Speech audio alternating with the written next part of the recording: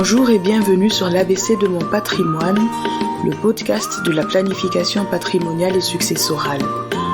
Je suis Maya Ima, ton hôte pour quelques minutes et ton copilote dans l'organisation de tes avoirs. Juriste, fiscaliste et planificateur patrimonial multidisciplinaire, je t'aide à naviguer dans les eaux troubles des questions de patrimoine, de finances, d'investissement et de succession. Tu souhaites nourrir ta réflexion globale, modeler ta vision financière et patrimoniale et te projeter dans l'avenir de façon plus cohérente et sereine, alors tu es au bon endroit. Car tout commence par une idée, mais rien ne s'accomplit sans plan. Alors planifions ensemble.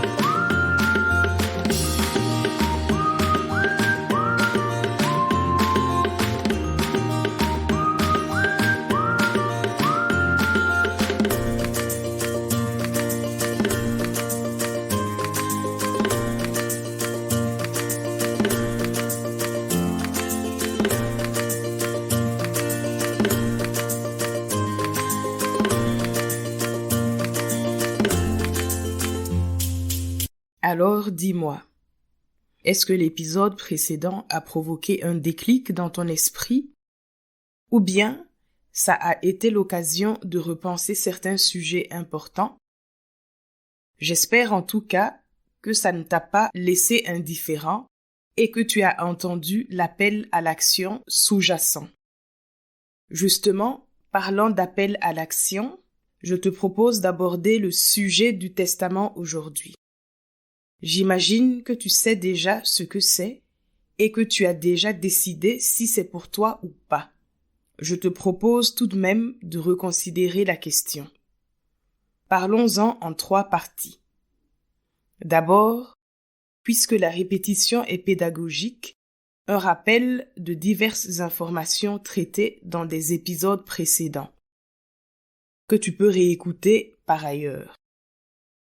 Ensuite, il sera question des formes de testament et des avantages et inconvénients y relatifs.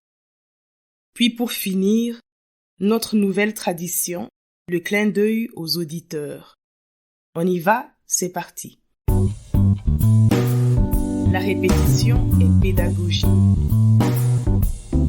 Planifier sa succession consiste à réfléchir de son vivant, donc déjà maintenant, aux questions importantes qui vont se poser quand on ne sera plus là et à organiser son héritage afin que tout se passe au mieux pour ceux qui restent en vie.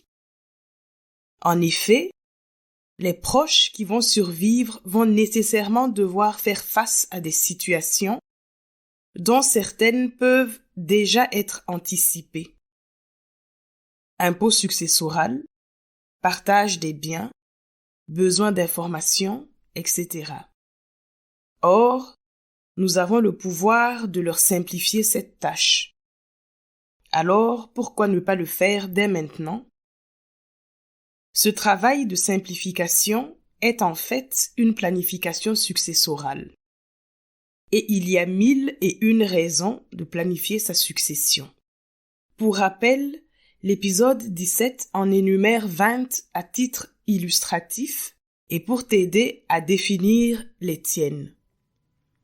La planification de l'héritage dépend de la loi, évidemment, qui vient poser un cadre, mais aussi des volontés du planifiant, de la structure de sa famille, de l'étendue et de la qualité de ses biens, de la géographie, etc.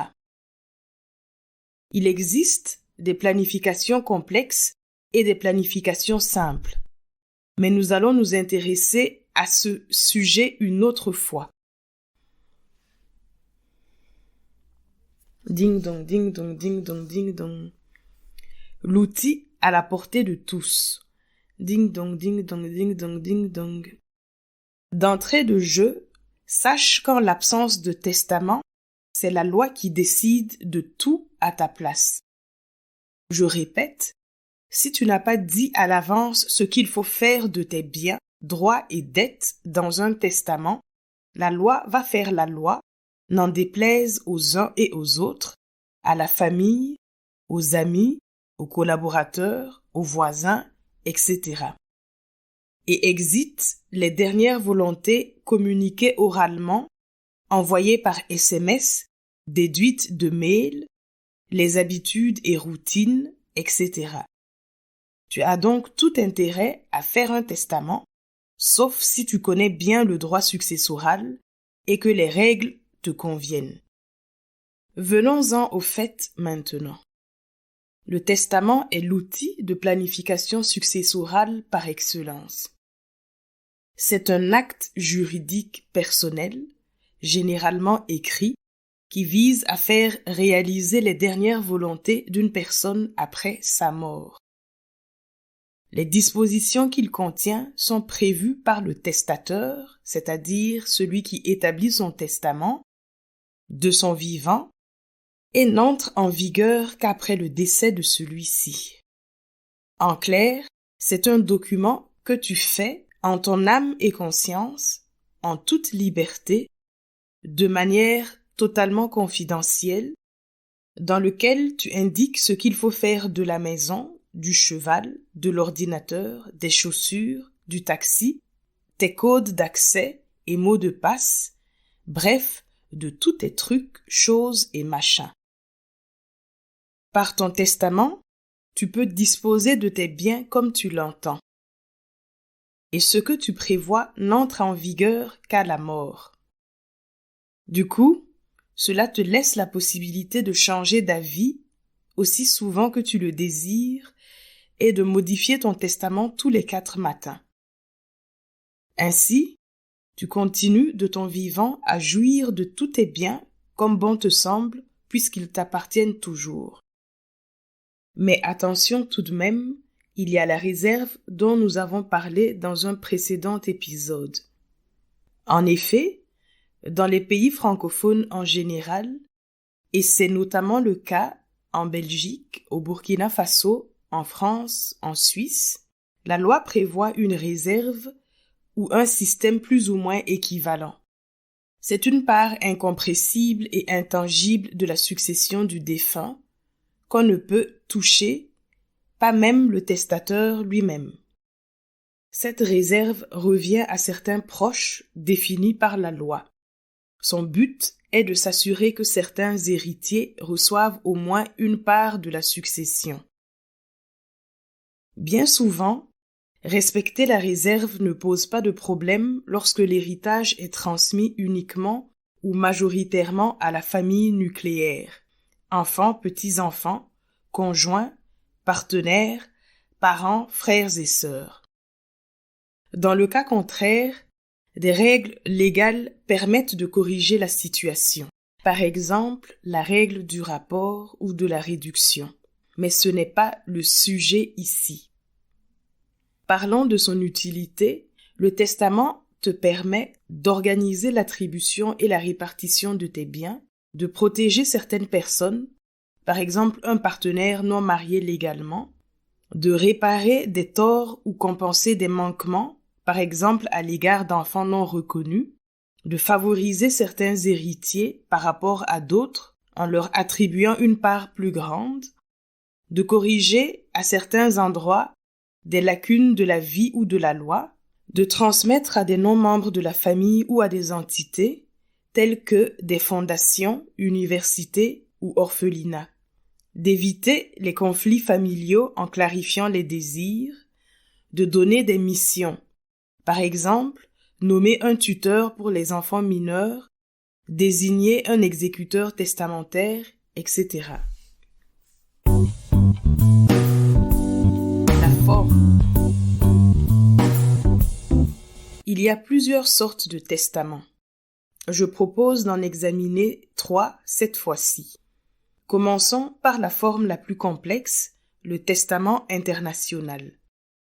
C'est un testament rédigé conformément aux prescrits de la Convention de Washington du 26 octobre 1973, c'est-à-dire 1973. Il a l'avantage d'être aisément exécuté dans tous les pays qui ont ratifié la Convention, mais aussi de permettre aux personnes incapables d'écrire de dresser quand même leur testament. Toutefois, la complexité de sa rédaction le rend relativement coûteux et il nécessite la plupart du temps l'intervention d'un notaire assisté de 2 témoins. Aussi, le testament devra être mis sous enveloppe scellée par le notaire ou donner lieu à un acte notarié certifiant que l'enveloppe contient le testament remis par le testateur et joint à une attestation de valeur internationale quant au contenu de l'enveloppe. Vient ensuite le testament authentique. Il s'agit du testament que l'on demande au notaire d'établir. En pratique, le testateur dicte ses volontés au notaire, soit en présence de 2 témoins, soit en présence d'un 2e notaire, et le notaire officiant en dresse un acte. L'avantage de ce type de testament est sa sécurisation. Il est en effet considéré comme sûr, neutre et à l'abri des pertes et destructions. Mais l'inconvénient est qu'il nécessite un certain nombre de formalités et qu'il y a un coût, surtout lorsqu'on est amené à le modifier plusieurs fois. Enfin, parlons du testament holographe. C'est le testament que tu peux établir toi-même avec tes mains. Ici, en effet, le testateur, toi en l'occurrence, écrit en entier son testament, le date et le signe de sa main. J'insiste, il s'agit de faire un manuscrit. Les tapuscrits ne sont pas valables. La loi précise que, lorsque le testateur a la capacité juridique, ce type de testament n'est assujetti à aucune autre formalité. Son avantage est l'absence de formalité et son coût quasi inexistant. On peut en effet faire, puis modifier le testament aussi vite et aussi souvent que souhaité, sans payer. Cependant, il y a plus de risques liés à la confidentialité et à la conservation. Quelqu'un pourrait tomber dessus ou le faire disparaître au moment du décès si son contenu ne lui est pas favorable. À ce niveau, il existe en Belgique le registre central des dispositions de dernière volonté qui permet l'enregistrement du testament, même holographe. Évidemment, c'est un service payant. Voilà, je propose de m'arrêter ici pour cet épisode en te recommandant de penser à établir ton testament selon la forme qui te convient le mieux. Parle-en à tes parents, grands-parents, famille adoptive, frères et sœurs, ça pourrait aider. Si tu as des questions ou besoin d'être accompagné dans cette démarche, contacte-moi, je t'aiderai avec grand plaisir. Le clin d'œil. Comme tu le sais déjà, je reçois régulièrement des messages sympathiques et des feedbacks intéressants au sujet de ce podcast. Et je tiens à dire un merci spécial à ceux qui prennent le temps de me contacter. Aujourd'hui, clin d'œil à Georgette Nguessan de la région de Mons en Belgique. Merci Georgette pour le partage de mes publications sur les réseaux sociaux et à tes contacts. Ça me fait vraiment plaisir de savoir que ce podcast impacte, accompagne ou suscite une réflexion et ça me donne une motivation supplémentaire pour continuer à le produire.